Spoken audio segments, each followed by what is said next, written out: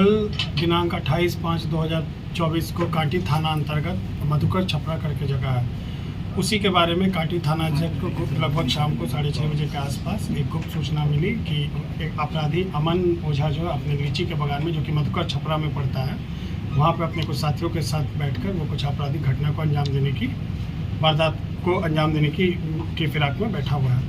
इस सूचना के तुरंत बाद कांटी थाना अध्यक्ष द्वारा अपने वरीय पदाधिकारी को सूचना दी गई और दल बल के साथ मधुकर छपरा जाया गया। वहाँ जब ये गए तो इनके और दल बल को देखकर वहाँ से लगभग चार पाँच लोग भागने की कोशिश कर रहे थे। उनमें से 4 लोगों को पकड़ लिया गया। उनको पकड़ने के बाद जब उनकी तलाशी ली गई और उनकी पूछताछ की गई तो उसमें उन चारों में से वो चारों पुराने, उनमें से 2 लोग जो थे वो पुराने अपराधी भी रह चुके हैं, वो भी पकड़ाए थे। उनके पास से कुछ बरामदगी हुई, जिसमें से कि लगभग 1 किलो 130 ग्राम चरस मिला, एक आधुनिक पिस्टल मिला, उसके साथ 4 कारतूस, एक धारदार चाकू और मोबाइल मिला। और उनसे भागने वाले के बारे में पता किया गया तो उसका भी नाम उनके द्वारा बताया गया। ये जो 5 लोग जो पकड़ाए हैं, उस 4 लोग जो पकड़ाए हैं और एक जो भागने वाले हैं, इनमें से दो का पुराना आपराधिक इतिहास भी है। और इसमें खास बात यह है कि इसमें जो एक पकड़ाया व्यक्ति अमन ओझा है, वो कुछ दिन पहले फरवरी में जो कांटी में पंजाब नेशनल बैंक में जो घटना को अंजाम देने की कोशिश की गई थी, उसमें जो हथियार दिया गया था और जो घटना की योजना बनाई गई थी, उसमें जो मास्टरमाइंड अमन ओझा थे उनको भी पकड़ लिया गया है। और उनके साथ साथ और भी 3 लोग पकड़ाए हैं, जिनके नाम क्रमशः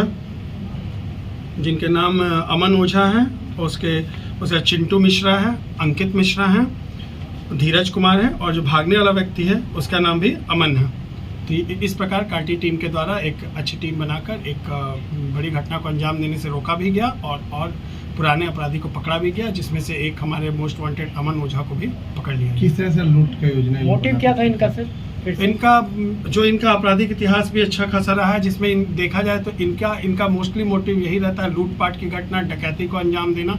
इस तरह का जो बड़ा घटना होता है जिसमें कि हथियार का भी ये लोग इस्तेमाल करते हैं, उस तरह की घटना को इनके द्वारा अंजाम दिया जाता है। बैंक को ही टारगेट करते थे या फिर कॉन्ट्रैक्ट पे? नहीं, इनके पास अलग अलग तरह के घटनाएं हैं, जिसमें बैंक भी हैं और भी घटनाएं हैं जो ये लूट वगैरह करते हैं। और हम लोग इनका आपराधिक इतिहास और खंगाल रहे, कुछ और भी होगा तो वो भी हम लोग इसमें रिकवर्ड वगैरह में क्या कहेंगे? रिकवरी में आपके पास 1 किलो 130 ग्राम चरस जैसा मादक पदार्थ मिला है। दूसरा एक आधुनिक पिस्टल मिला है, जिसके साथ 4 कारतूस, जिंदा कारतूस मिला है, एक चाकू भी बरामदगी हुई है और कुछ मोबाइल फ़ोन इनके द्वारा मिला है, जिसको DIU की टीम भी हमारे साथ थी, तो उसको भी हम लोग खंगाल रहे हैं। कल इनका क्या टारगेट था, मतलब क्या योजना थी इनकी?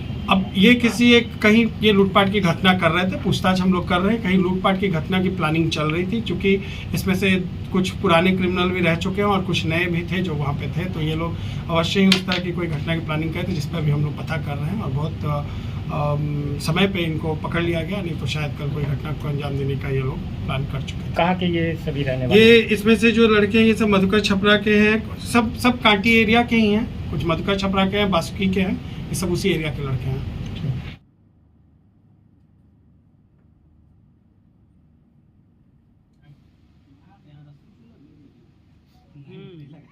ऐसे पीछे